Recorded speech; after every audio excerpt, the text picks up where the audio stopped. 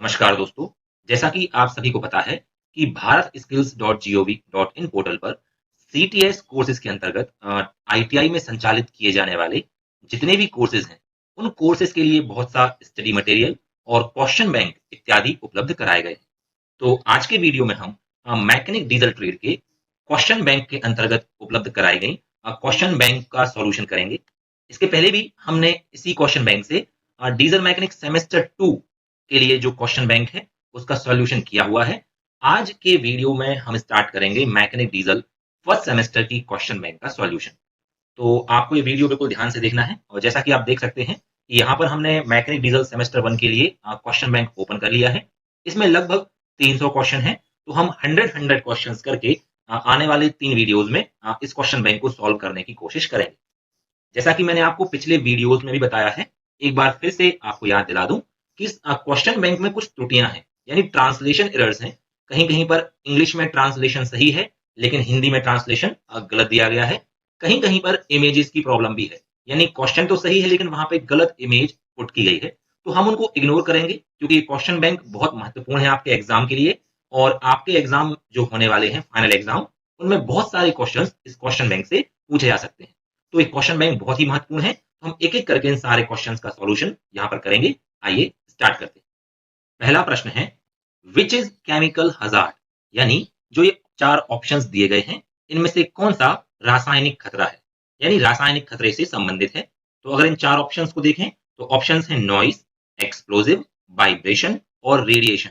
इनमें से जो ऑप्शन बी है एक्सप्लोजिव, ये केमिकल हजार्ड है। तो इस क्वेश्चन का सही आंसर होगा option B, explosive hazard.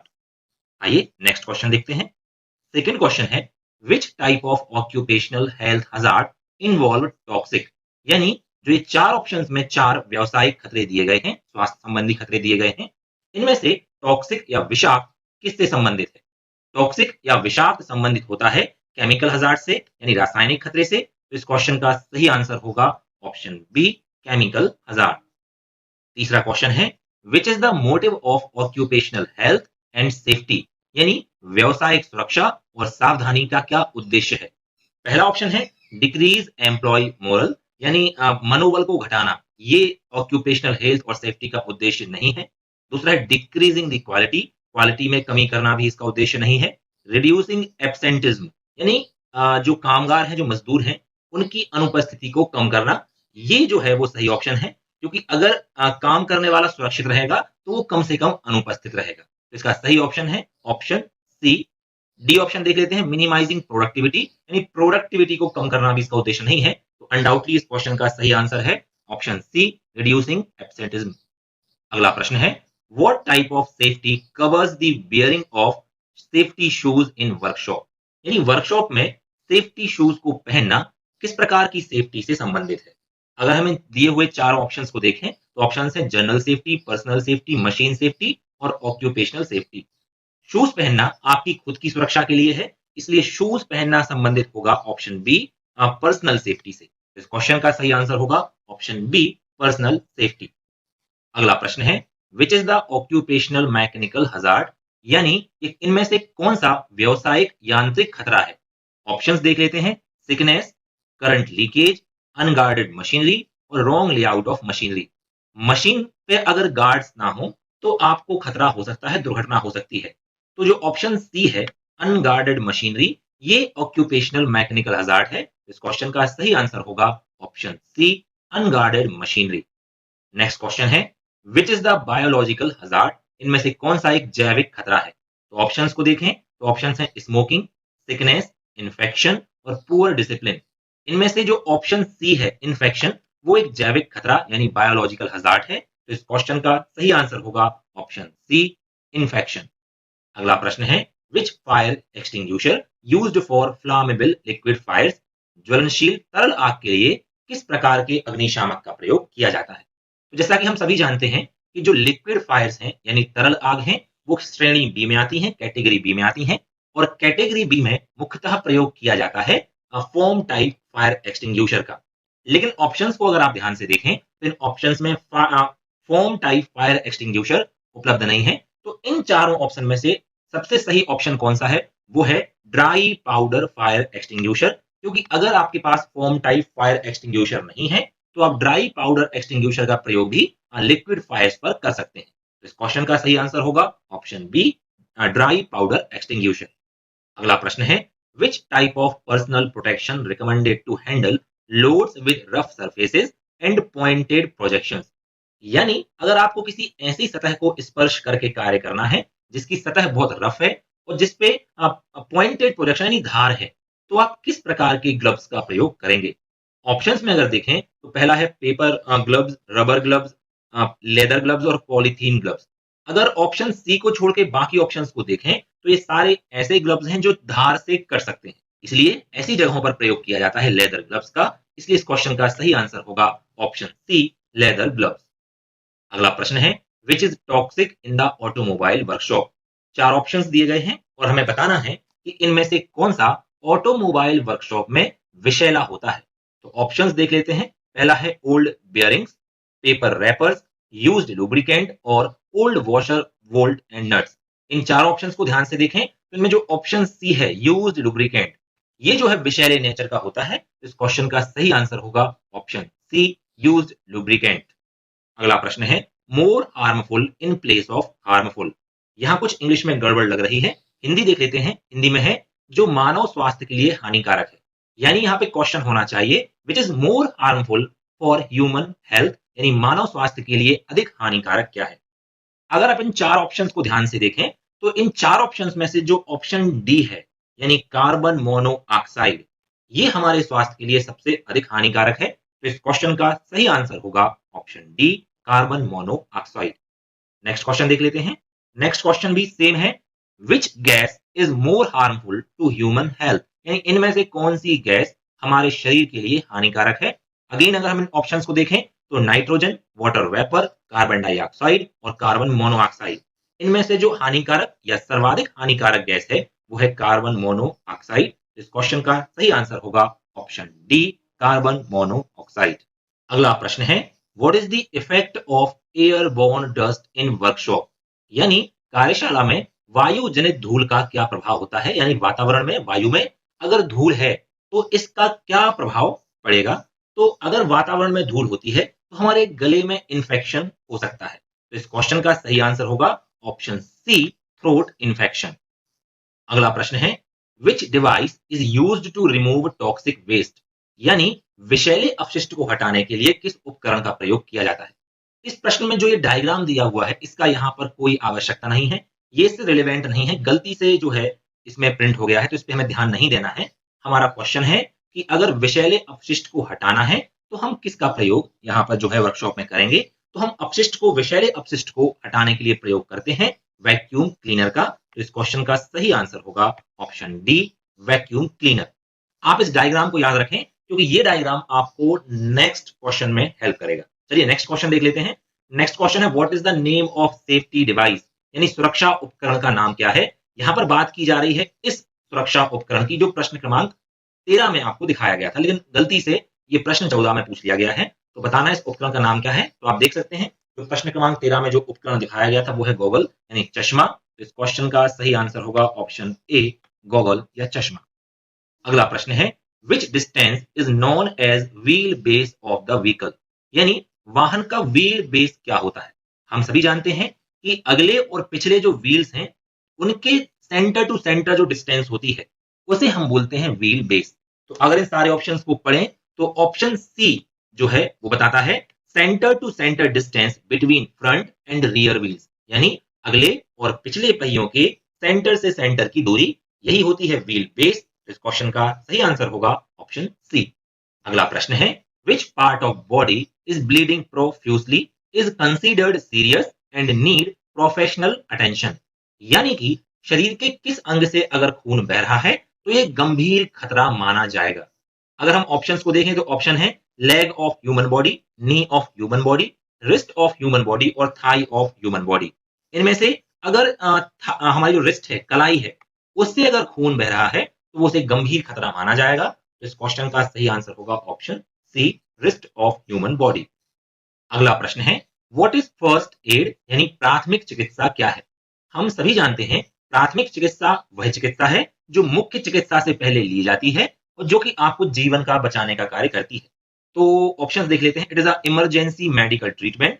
Option B है it is an immediate life saving treatment. ये सही ऑप्शन है, क्योंकि यहाँ पे बताया गया है ये तत्कालिक रूप से यानी तुरंत लिया जाने वाला उपचार है जिससे आपकी जीवन की रक्षा होती है। तो ये सही ऑप्शन है। तो क्वेश्चन नंबर 18 का सही ऑप्शन होगा option B, it is an immediate life saving treatment. अगला प्रश्न है, what will you do if an electric shock victim unable to release his grip from the conductor. यानी अगर किसी व्यक्ति को कंडक्टर या चालक ने पकड़ लिया है, उसे करंट लग रहा है, तो ऐसी स्थिति में आप क्या करेंगे? ऐसी स्थिति में सबसे पहले हमें यह देखना चाहिए कि सारे स्विच बंद हैं या नहीं है, यानी लाइट वहां की पावर जो है वो ऑफ कर दी गई है। तो ऑप्शंस को देख लेते हैं। पहला ऑप्शन है make sure the power is turned of. ये सही ऑप्शन है, क्योंकि इस ऑप्शन में यह बताया गया है कि हमें यह सुनिश्चित करना है कि बिजली बंद है। तो इस क्वेश्चन का सही आंसर होगा option A, make sure the power is turned off. अगला प्रश्न है, which fire extinguisher suitable for class C fire. यानी क्लास सी की आग को बुझाने के लिए किस प्रकार के अग्निशामक का प्रयोग किया जाता है? हम सभी जानते हैं क्लास सी की आग को बुझाने के लिए प्रयोग किया जाता है ड्राई पाउडर फायर एक्सटिंग्विशर का। तो इस क्वेश्चन का सही आंसर होगा option C, dry powder fire extinguisher. अगला प्रश्न है, which class of fire involves wood. यानी लकड़ी आग के किस वर्ग में शामिल है?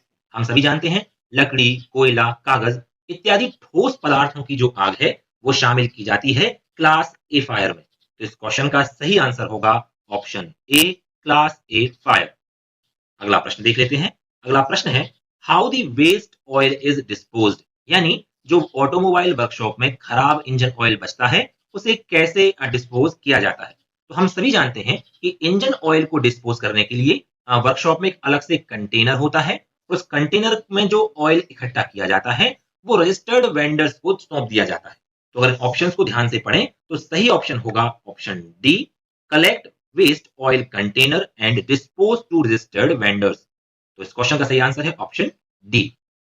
अगला प्रश्न है, what is the name of part marked as X. यहां पर चित्र में आप देख सकते हैं, आपको दिखाया गया है वर्नियर कैलिपर, और इस वर्नियर कैलिपर के एक पार्ट को एक्स द्वारा चिन्हित किया गया है। आपको बताना है कि ये पार्ट एक्स क्या है। हम सभी जानते हैं जो ये पार्ट एक्स जो इंगित किया गया है यह है डेप्थ मेजरिंग करने के लिए ब्लेड। तो इसे हम बोल सकते हैं डेप्थ मेजरिंग ब्लेड। तो इस क्वेश्चन का सही ऑप्शन होगा option D, depth measuring blade. अगला प्रश्न है, what is the name of part marked as X. यहां पर चित्र में एक डेप्थ माइक्रोमीटर दिखाया गया है और इसका जो पार्ट एक्स के द्वारा दिखाया गया है वो है लॉक। तो इस क्वेश्चन का सही आंसर होगा ऑप्शन बी, लॉक। अगला प्रश्न है, what is the least count of metric outside micrometer. यानी मीट्रिक आउटसाइड माइक्रोमीटर का लीस्ट काउंट यानी अल्पतमांक क्या होता है? तो मीट्रिक माइक्रोमीटर या आउटसाइड माइक्रोमीटर का लीस्ट काउंट होता है 0.01 मिलीमीटर। इस क्वेश्चन का सही आंसर होगा option A, 0.01 millimetre. Question number 34 है, which part ensures uniform pressure on the measuring faces in the outside micrometer. यानी आउटसाइड माइक्रोमीटर में जब किसी जॉब को पकड़ा जाता है तो उसके बाद रैचेट स्टॉप के द्वारा उसे हल्का सा टाइट किया जाता है, जो यह सुनिश्चित करता है कि जो मेजरिंग फेसेस हैं उन पर एक समान दबाव मिले। तो इस क्वेश्चन का सही आंसर होगा option D, ratchet stop. Question number 35 है, which is the fixed measuring face of micrometer. यानी माइक्रोमीटर का फिक्स्ड मेजरिंग फेस कौन सा है? तो माइक्रोमीटर में जो मेजरिंग फेसेस हैं, तो जो फिक्स मेजरिंग फेस होता है उसको बोलते हैं हम एनविल। तो इस क्वेश्चन का सही आंसर है option A, anvil. Question number 36 है, which instrument is used to measure the diameter of cam shaft journal. यानी कैम शाफ्ट जर्नल के डायमीटर को मापने के लिए किस इंस्ट्रूमेंट का प्रयोग किया जाता है? तो हम सभी जानते हैं कि कैम शाफ्ट जर्नल के डायमीटर मापने का अर्थ है उसका बाहरी डायमीटर मापना, और बाहरी मेजरमेंट के लिए प्रयोग किया जाता है आउटसाइड माइक्रोमीटर का। इस क्वेश्चन का सही आंसर होगा option D, outside micrometer. Question number 37 है, which material used in outside micrometer anvil. यानी आउटसाइड माइक्रोमीटर के एनविल में कौन से मटेरियल का प्रयोग किया जाता है? तो अगर ऑप्शंस में से देखें तो यहां पर प्रयोग किया जाता है कार्बाइड का। इस क्वेश्चन का सही आंसर होगा option D, carbide. Question number 38 है, what is the name of the part marked as X. X के रूप में चिन्हित भाग का नाम क्या है? हम सभी जानते हैं। यहाँ पर इस डायग्राम में हमें दिखाया गया है आउटसाइड माइक्रोमीटर, और जो एक्स पार्ट है वो होता है माइक्रोमीटर का फ्रेम। तो इस क्वेश्चन का सही आंसर होगा option B, frame. Question number 39 है। अगेन उसी डायग्राम में एक दूसरे पार्ट के बारे में पूछा गया है कि what is the name of the part marked as X. यहाँ पर डायग्राम में जो पार्ट दिखाया गया है वो है उसका एनविल। तो इस क्वेश्चन का सही आंसर होगा option A, anvil. Question number 40 है। How many equal thimble divisions are made in outside micrometer? यानी कि आउटसाइड माइक्रोमीटर के थिम्बल को कितने बराबर भागों में बांटा जाता है? बहुत सरल प्रश्न है। हम सभी जानते हैं कि आउटसाइड माइक्रोमीटर के थिम्बल को बांटा जाता है 50 बराबर भागों में। इस क्वेश्चन का सही आंसर होगा option C, 50 divisions. Question number 41 है। What is the value of one thimble division reading in micrometer in outside micrometer?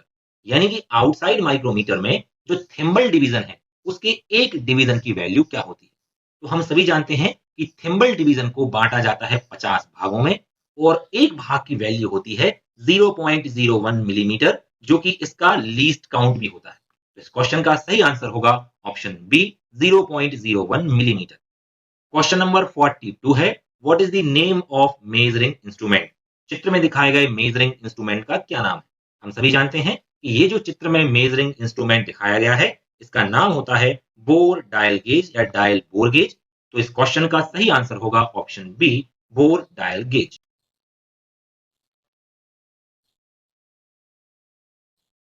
Question number 43 है।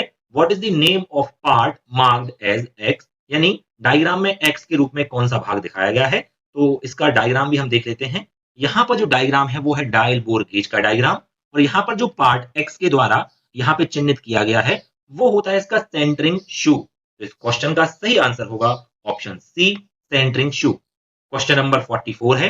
What is the name of the part marked as X? इस diagram में भी dial bore gauge दिखाया गया है, और एक भाग हमें एक्स के द्वारा चिन्हित किया गया है, और हमें बताना है कि यह भाग कौन सा है।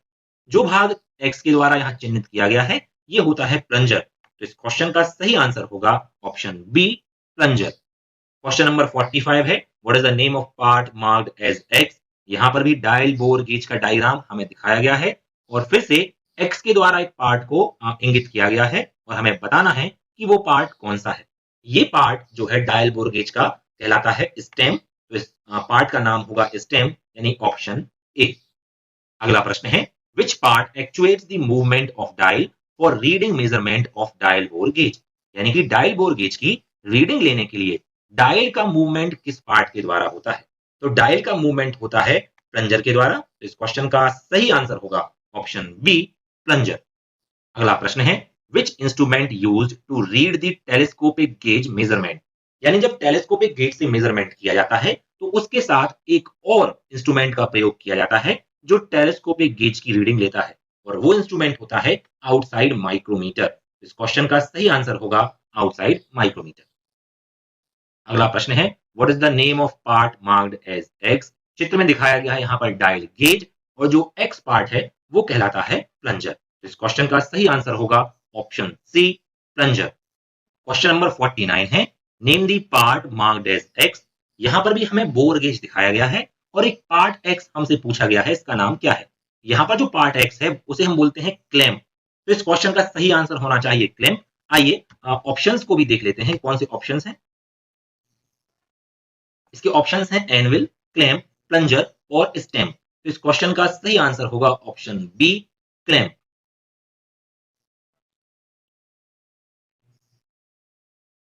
क्वेश्चन नंबर 50 है। Which instrument is used to check the end play of crank shaft? यानी क्रैंक शाफ्ट की एंड प्ले की जांच करने के लिए किस इंस्ट्रूमेंट का प्रयोग किया जाता है? क्रैंक शाफ्ट या फ्लाईव्हील की जो एंड प्ले है उसकी जांच करने के लिए प्रयोग किया जाता है डायल टेस्ट इंडिकेटर का। तो इस क्वेश्चन का सही आंसर होगा option A, dial test indicator. Question number 51 है। What is the name of the gauge? चित्र में जो गेज दिखाया गया है उसका क्या नाम है? ये बहुत ही प्रचलित गेज है, हम सभी ने देखा हुआ है। इस गेज का नाम है फीलर गेज। तो इस क्वेश्चन का सही आंसर होगा ऑप्शन ए, फीलर गेज। क्वेश्चन नंबर 52 है। Which can be measured by the feeler gauge? यानी फीलर गेज के द्वारा क्या मापा जाता है? तो हम जानते हैं फीलर गेज के द्वारा मापा जाता है किन्हीं भी दो पार्ट्स के बीच का गैप या क्लियरेंस। तो अगर ऑप्शंस को देखें तो पहला ऑप्शन है रेडियस, ये नहीं मापते हैं। स्क्रू पिच भी नहीं मापते हैं। सरफेस रफनेस भी नहीं मापते हैं। इसके द्वारा मापा जाता है गैप बिटवीन मैटिंग पार्ट्स, जो दो मिलने वाले भाग हैं उनके बीच का गैप। तो इस क्वेश्चन का सही आंसर होगा ऑप्शन डी। क्वेश्चन नंबर 53 है, which marking media is used on the rough surfaces. Rough surface पे किस प्रकार की मार्किंग मीडिया का प्रयोग किया जाता है। जो ये ऑप्शंस हैं ये चारों ही मार्किंग मीडिया हैं, लेकिन यहाँ पे प्रश्न अनुसार इस क्वेश्चन का सही आंसर है व्हाइट वॉश। तो इस क्वेश्चन का सही आंसर होगा ऑप्शन ए। अगला प्रश्न है, which marking media used to mark in the finished surfaces. यानी फिनिश की हुई सरफेसेस पे किस प्रकार की मार्किंग मीडिया का प्रयोग किया जाता है। तो फिनिश सरफेसेस पे प्रयोग किया जाता है पर्शियन ब्लू का। तो इस क्वेश्चन का सही आंसर होगा option B, Persian blue. Question number 55 है, which marking media is poisonous. यानी ऐसी कौन सी मार्किंग मीडिया है जो जहरीली होती है। तो जो जहरीली मार्किंग मीडिया है वो है कॉपर सल्फेट। अगला प्रश्न है, what is the name of the equipment. चित्र में जो इक्विपमेंट दिखाया गया है इसका क्या नाम है। इस इक्विपमेंट का नाम है सरफेस प्लेट। इस क्वेश्चन का सही आंसर होगा ऑप्शन ए, सरफेस प्लेट। अगला प्रश्न है, what is the basic unit of length as per SI unit.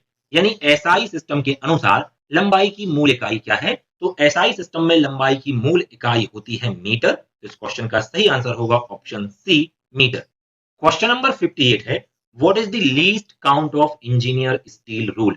यानी इंजीनियर स्टील रूल का लीस्ट काउंट यानी सबसे कम मापी जाने वाली गिनती या माप कौन सी है। तो साधारणतः जो इंजीनियर्स स्टील रूल का प्रयोग किया जाता है उस पर 1 mm और उनके बीच में आधे mm के निशान लगे होते हैं, जैसा कि आप डायग्राम में देख सकते हैं। तो हम जो है इंजीनियर्स स्टील रूल के द्वारा सबसे कम आधा मिलीमीटर यानी 0.5 mm की माप ले सकते हैं, इसलिए इसका लीस्ट काउंट होगा ऑप्शन बी, 0.5 मिलीमीटर। अगला प्रश्न है, which marking device use to scribe circle. यानी सर्किल बनाने के लिए, सर्कल की मार्किंग करने के लिए किस उपकरण का प्रयोग किया जाता है। तो सर्किल बनाने के लिए यहां पर प्रयोग किया जाएगा स्प्रिंग डिवाइडर का। तो इस क्वेश्चन का सही आंसर होगा ऑप्शन सी, स्प्रिंग डिवाइडर। अगला प्रश्न है, which instrument is used to check the right angle. यानी समकोणता जांचने के लिए किस इंस्ट्रूमेंट का प्रयोग किया जाता है। तो राइट एंगल चेक करने के लिए या समकोणता जांचने के लिए प्रयोग किया जाता है ट्राई स्क्वायर का। तो इस क्वेश्चन का सही आंसर होगा ऑप्शन बी, ट्राई स्क्वायर। अगला प्रश्न है, what is the use of outside caliper. यानी आउटसाइड कैलिपर का क्या प्रयोग है। तो ऑप्शंस को अगर हम देखें तो पहला ऑप्शन है check the flatness. Flatness check करने के लिए आउटसाइड कैलिपर का प्रयोग नहीं किया जाता है। Check the angle, angle check करने के लिए भी इसका प्रयोग नहीं करते हैं। चेक द इंटरनल डाया, इसके लिए भी प्रयोग नहीं होता है। Check the external dia of job, जी हाँ, इसका प्रयोग किया जाता है किसी भी जॉब की बाहरी मोटाई या बाहरी डायमीटर को जांचने के लिए। तो इस क्वेश्चन का सही आंसर होगा option D, check the external dia of job. Question number 62 है, what is the name of the caliper. चित्र में जो कैलिपर दिखाया गया है उसका क्या नाम है। चित्र में जो कैलिपर दिखाया गया है वो है स्प्रिंग जॉइंट आउटसाइड कैलिपर। इस क्वेश्चन का सही आंसर होगा option D, spring joint outside caliper. अगला प्रश्न है, what is the name of caliper. चित्र में एक कैलिपर दिखाया गया है जिसका नाम हमें बताना है। यहाँ पर डायग्राम में जो कैलिपर दिखाया गया है वो है जेनी कैलिपर। इस क्वेश्चन का सही आंसर होगा ऑप्शन डी, जेनी कैलिपर। अगला प्रश्न है, name the part marked as X. Diagram में अगर हम देखें तो यहाँ पर हमें दिखाया गया है स्क्राइबिंग ब्लॉक, और स्क्राइबिंग ब्लॉक के एक पार्ट को एक्स के द्वारा इंगित किया गया है। ये पार्ट होता है गाइड पिन। तो इस क्वेश्चन का सही आंसर होगा option C, guide pin. Question number 65 है, name the part marked as X in universal surface gauge. चित्र में एक यूनिवर्सल सरफेस गेज या स्क्राइबिंग ब्लॉक दिखाया गया है और उसके एक पार्ट को इंगित किया गया है एक्स से, और हमें बताना है ये पार्ट कौन सा है। एक्स के द्वारा जिस पार्ट को दिखाया गया है वो है उसका रॉकर आर्म। तो इस क्वेश्चन का सही आंसर होगा ऑप्शन सी, रॉकर आर्म। अगला प्रश्न है, what is the point angle of centre punch. Centre punch के पॉइंट का एंगल क्या होता है। बहुत सरल प्रश्न है। सेंटर पॉइंट पंच के पॉइंट का एंगल होता है 90 डिग्री। इस क्वेश्चन का सही आंसर होगा option D, 90 degree. Question number 67 है, what is the angle of pick punch. Pick punch का पॉइंट एंगल कितना होता है। तो पिक पंच का पॉइंट एंगल होता है 30 डिग्री, लेकिन यहाँ पर ऑप्शंस में 30 डिग्री नहीं है, तो शायद यहाँ पर हमसे डॉट पंच का एंगल पूछा गया हो जो मिसप्रिंट हो गया है। तो हम इसको डॉट पंच मान लेते हैं और डॉट पंच का एंगल होता है 60 डिग्री। तो इस क्वेश्चन का सही आंसर होगा ऑप्शन ए 60 डिग्री। क्वेश्चन नंबर 68 है what is the name of the chisel. चित्र में जो चीजल दिखाई गई है उसका नाम हमसे पूछा गया है। चित्र में जो चीजल दिखाई गई है वो है क्रॉस कट चीजल। तो इस क्वेश्चन का सही आंसर होगा option B cross cut chisel. अगला प्रश्न है what is the name of the chisel. चित्र में जो चीजल दिखाई गई है उसका नाम क्या है। चित्र में जो चीजल दिखाई गई है उसका नाम है हाफ राउंड नोज चीजल। तो इस क्वेश्चन का सही आंसर होगा ऑप्शन सी। अगला प्रश्न 70 भी वही है what is the name of the chisel. यहां पर भी चित्र में एक चीजल दिखाई गई है और उसका नाम हमें बताना है। यहां पर जो चित्र में चीजल दिखाई गई है यह है डायमंड पॉइंट चीजल। तो इस क्वेश्चन का सही आंसर होगा option D diamond point chisel. अगला प्रश्न है what is the name of the part marked as X. यहां पर डायग्राम में एक हैमर दिखाया गया है और हैमर का एक पार्ट का नाम हमसे पूछा गया है जो एक्स के द्वारा दिखाया गया है। जो पार्ट एक्स के द्वारा दिखाया गया है यह होता है हैमर का पिन। तो इस क्वेश्चन का सही आंसर होगा ऑप्शन बी पिन। अगला प्रश्न 72 है what is the name of the hammer part marked as X. यानी हैमर के जिस भाग को एक्स के द्वारा दिखाया गया है उसका नाम हमें बताना है। हैमर का जो भाग एक्स के द्वारा दिखाया गया है वो होता है हैमर का चीक। तो इस क्वेश्चन का सही आंसर होगा ऑप्शन ए चीक। अगला प्रश्न है क्वेश्चन नंबर 73 है what is the name of the device. चित्र में जो डिवाइस दिखाई गई है उसका नाम हमें बताना है।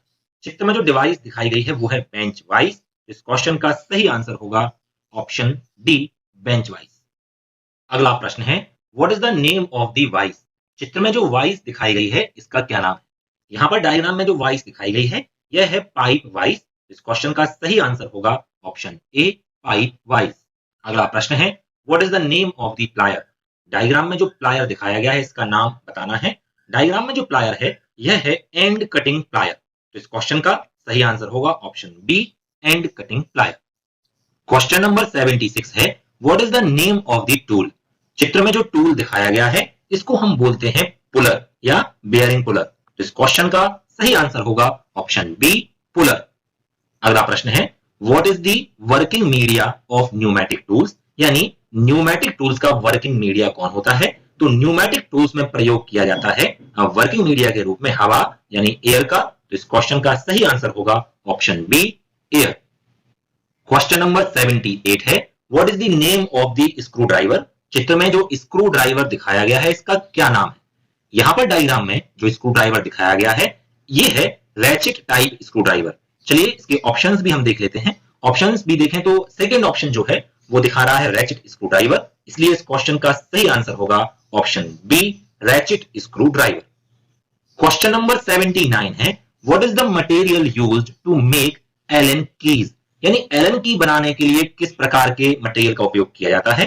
तो एलन की बनाने के लिए प्रयोग किया जाता है क्रोम वेनेडियम स्टील का। तो इस क्वेश्चन का सही आंसर होगा option D Chrome vanadium steel. Question number 80 है what is the use of a bench vice. Bench vice का क्या प्रयोग है। बेंच वाइस का प्रयोग होता है वर्क पीस को पकड़ने के लिए यानी होल्ड करने के लिए। तो इस क्वेश्चन का सही आंसर होगा option A to hold a work piece. Question number 81 है what is the name of the spanner. यहां पर जो डायग्राम में एक स्पैनर दिखाया गया है और इस स्पैनर का हमें नाम बताना है। ये स्पैनर है सॉकेट स्पैनर। तो इस क्वेश्चन का सही आंसर होगा option C socket spanner. Question number 82 है what is the name of the spanner. चित्र में दिखाए गए स्पैनर का हमें नाम बताना है। तो अगर इस चित्र को आप ध्यान से देखें तो जो स्पैनर यहां पर दिखाया गया है यह है हुक स्पैनर। तो इस क्वेश्चन का सही आंसर होगा ऑप्शन सी हुक स्पैनर। अगला प्रश्न है what is the name of the part marked as X in the vernier caliper. Diagram में एक वर्नियर कैलिपर दिखाया गया है और उसका एक पार्ट है एक्स। हमें बताना है कि ये एक्स क्या है। यहां पर एक्स जो पार्ट दिखा रहा है वो वर्नियर कैलिपर का स्लाइडिंग पार्ट होता है। तो अगर ऑप्शंस को देखें तो इस क्वेश्चन का सही आंसर होगा ऑप्शन सी स्लाइडिंग यूनिट। अगला प्रश्न है what is the least count of vernier caliper in metric system. यानी मीट्रिक सिस्टम में वर्नियर कैलिपर का अल्पतमांक या लीस्ट काउंट क्या होता है। तो वर्नियर कैलिपर का लीस्ट काउंट होता है 0.01 मिलीमीटर। तो इस क्वेश्चन का सही आंसर होगा option B 0.01 millimetre. Question number 86 है which measuring instrument used to measure inside outside and depth of the workpiece. यानी कौन सा मेजरिंग इंस्ट्रूमेंट है जिसके द्वारा हम एक वर्कपीस की इनसाइड, आउटसाइड और डेप्थ को भी मेजर कर सकते हैं। तो ऐसा इंस्ट्रूमेंट होता है वर्नियर कैलिपर, जो कि किसी भी जॉब की आंतरिक और बाहरी मेजरमेंट भी कर सकता है और साथ में गहराई भी माप सकता है। तो क्वेश्चन नंबर 86 का सही आंसर होगा ऑप्शन डी, वर्नियर कैलिपर। अगला प्रश्न है, what is the smallest possible measurement that can be taken with the depth micrometer. यानी डेप्थ माइक्रोमीटर के द्वारा सबसे छोटी माप कौन सी ली जा सकती है।